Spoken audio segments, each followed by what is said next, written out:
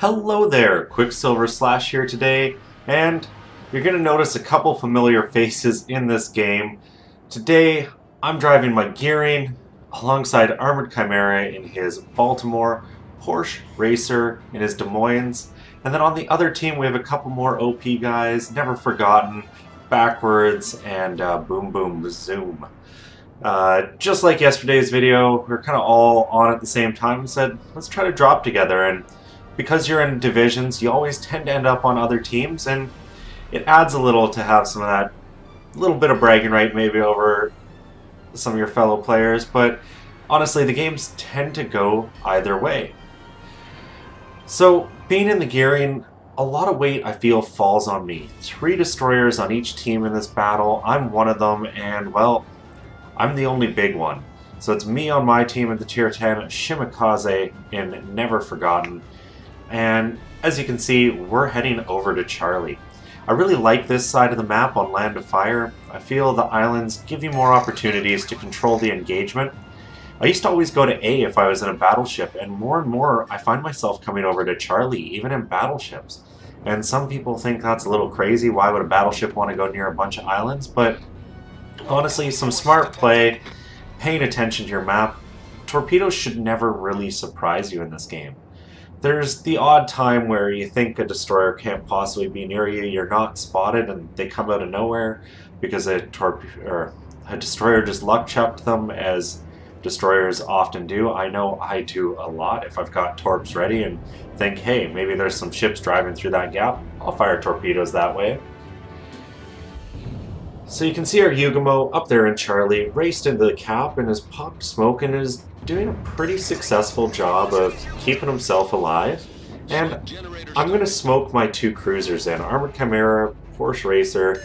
I know they're going to be able to do damage if they can sit safely and just have a chance to shoot things.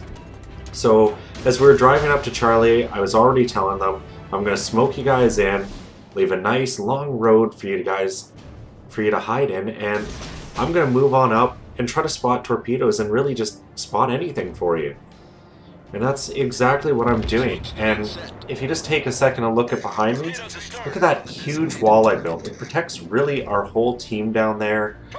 Chimera and Porsche, really safe. There's some torpedoes coming in, and well, Porsche is going to eat one of them, but overall, pretty good. You can see I look back, and sorry, I actually ate more than one. But I suspect there's some pretty basic Kagura ones because they didn't seem to do a lot of damage. So right now I'm pretty madly asking them to kill this Mogami who suddenly became unspotted because that little chunk of land between him and I. Because that Mogami poses the biggest threat to me right now. You can see the rest of their cruisers, the battleship, are up to the north. The Kagura doesn't really scare me, it's all that Mogami. As I get, well, at least 1 torpedo into the Yamato, and it's gonna tick for a while, you'll notice. I think the Yamato learned to cool down or just didn't notice it was flooding. Not sure what, but I got 2 or 3 ticks there before they hit their damage control. And, well, went to town on the Kagura because he gave himself to me. And one other thing I'd like to point out is the Mogami is right behind that island. I kept myself positioned with that land between us, so I knew I was safe. And now I'm taking some really ineffective long-range fire at that other Kagura, hoping to just wipe the other DDs off the map.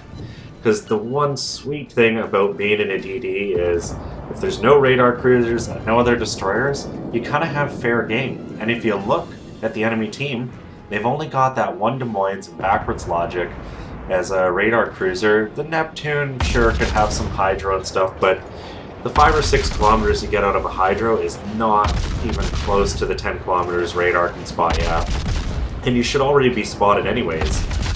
So, firing at that other Kagura, finish him off as well, and things are looking good for me so far. And because there's not much else here, take the opportunity, couple shells in the Yamato. Then I notice Never Forgotten has chosen to storm around the corner, so I start trying to light him up. Sorry about zooming in and out so much, but I'm trying to pay attention where those torps are going. Our Yamato manages to dodge most of them pretty effectively, and it should be no surprise right now what I was eager to do. I turned in, went to go for Never, but he got wiped off the map. So now I'm just trying to figure out where that Mogami is, what he's doing. I saw him run aground, I know he's up there, I just wish he was spotted. Let's see, I'm detected on, I'm guessing radar from the center cap cruiser, and this Mogami is just providing an easy target for me. But because of the range and that high loft, I'm not doing the best job of hitting him. And that's just poor marksmanship on my part, but you can always improve, and that's what I'm always aiming to do in this game. So the Mogami's going to get to wander off for now, and I've kind of got to make a choice. Things are pretty even on our teams. We've lost one extra ship, but we're in fairly good standing. And I decide, hey Kaz, or Armored Chimera, you know, turn in, get in my smoke, let's work on this Yamato, because he's out in the open, easy target. If we can get a number of fires going, it's just going to lose the hit points, and to be honest, that Yamato isn't really doing anything tricky to dodge. You just lose spotting, so I swap over to Boom Boom Zoom, eager to finish off someone who I know is a very skilled player, because I've played a lot of games with and against him. And if it wasn't for our Yamato sitting in that smoke, there would have been torps in the water. Additionally, one funny thing here about playing on comms with people on the enemy team too, because once again, we're all just chilling out in a big old TeamSpeak server together, laughing at each other, is you start playing the mind games. I was going, hey Boom, do you think I've fired the torpedoes at you already? Trying to get him to turn just a little bit towards that spread I fired. Unfortunately, I think he saw through the facade, and he got himself out of the way in a hurry. Made sure not to drive straight into some beads, so a little unfortunate for me, but well, I think I'm going to manage to get away from here with more or less most of my health intact. And, well, things aren't looking as good for our team.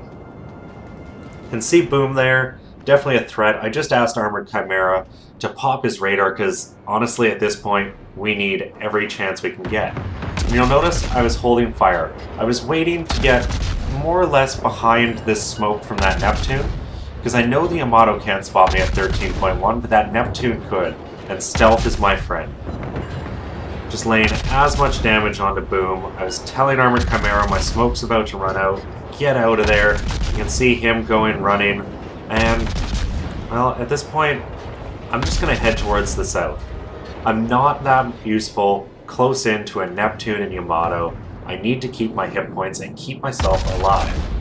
So I'm just trying to extricate myself, get out of the main flow of battle, and maybe wrap around, put some torpedoes in behind them if I can figure out where my mouse is. There we go.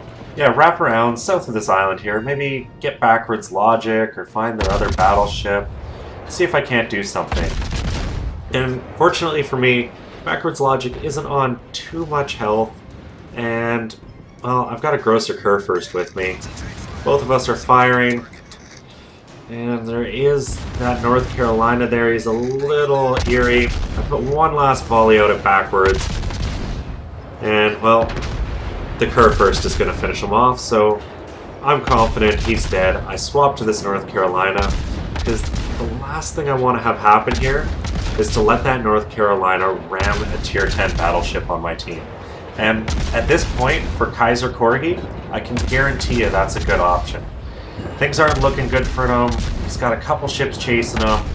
Destroyer right off his bow, who has torpedoes, whether he knows that or not.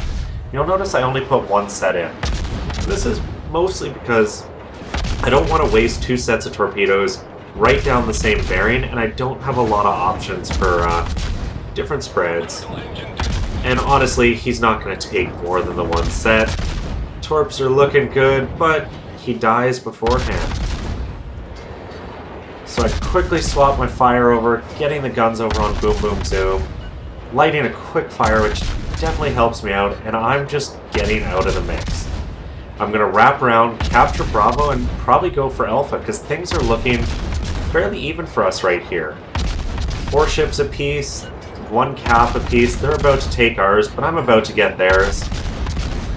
And I'm feeling good, and then my main job here is just to add the damage where I can, and really just make sure we secure caps. It's a crucially important thing late game. A lot of people always rush in to get the damage, and honestly, this game would have been very different if I didn't go for the caps. And as it is, this match is coming right down to the last couple seconds to determine who's going to win. And sure, we just got Boom Boom Zoom, but look at the position our Qckslvrslash is in. It's not that great. Got an enemy Yamato and that rune, and I'm just going to pop out of my firing. I know a lot of people don't enjoy the in and out, but I do it, and I've talked about why, and it's really just maintain the situational awareness. It doesn't bother me when I'm playing, but even just watching it now, it's like, whoa man, slow down, you don't need to be doing that. But at the time, I'm not even thinking about it. I'm just trying to get as much information as I can. Get myself up to the north of this Bravo cap, in a good position to keep firing at the Yamato.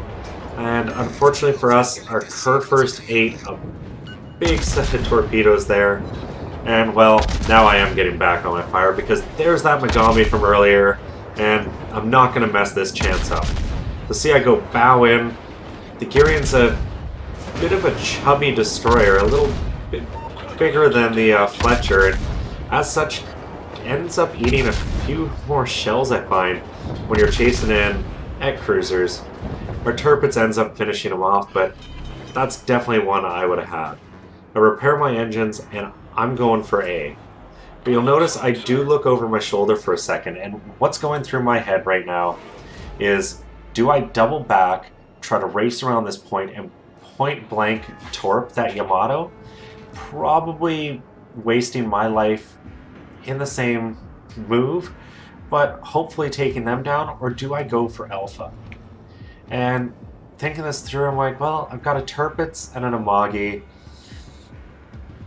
It's a tough call. I've got this Tirpitz trying to micro-control me, which I personally felt, as you'll see in chat, that he should pay attention to his own game because he was sailing broadside onto that Yamato forever.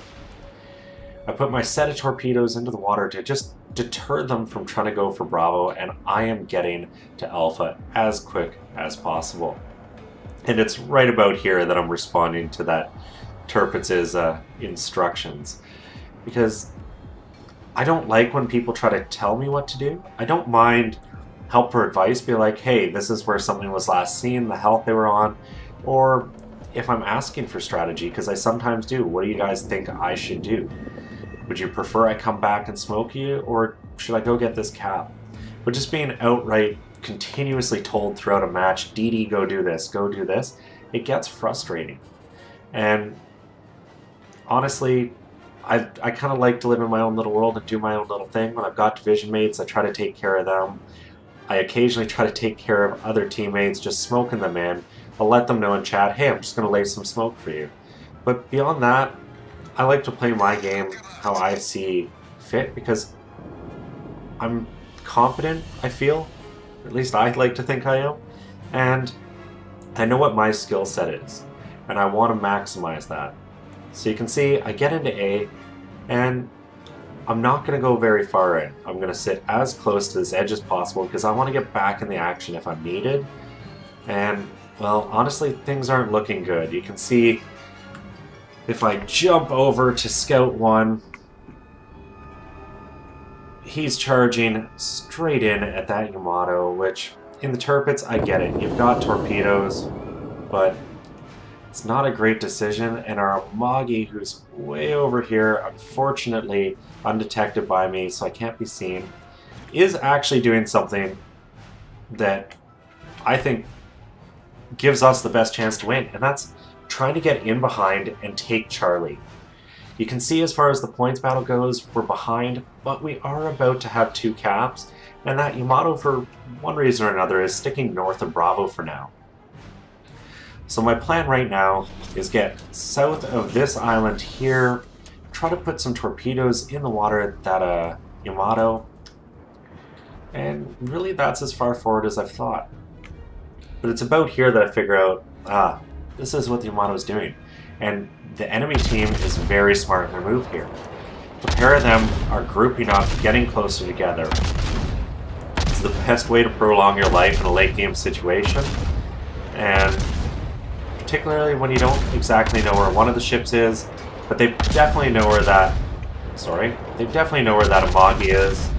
And unfortunately for me, the Amagi is going to take some heavy damage here. So with my guns right now, I'm focusing on two things. My 9.7 detectability after firing, that I never let them get anywhere close to that, and then I'm just trying to reset them from capturing B. Our Amagi's doing a good job right now. C is slowly building up, and at very minimum, it's stopped them from gaining points there.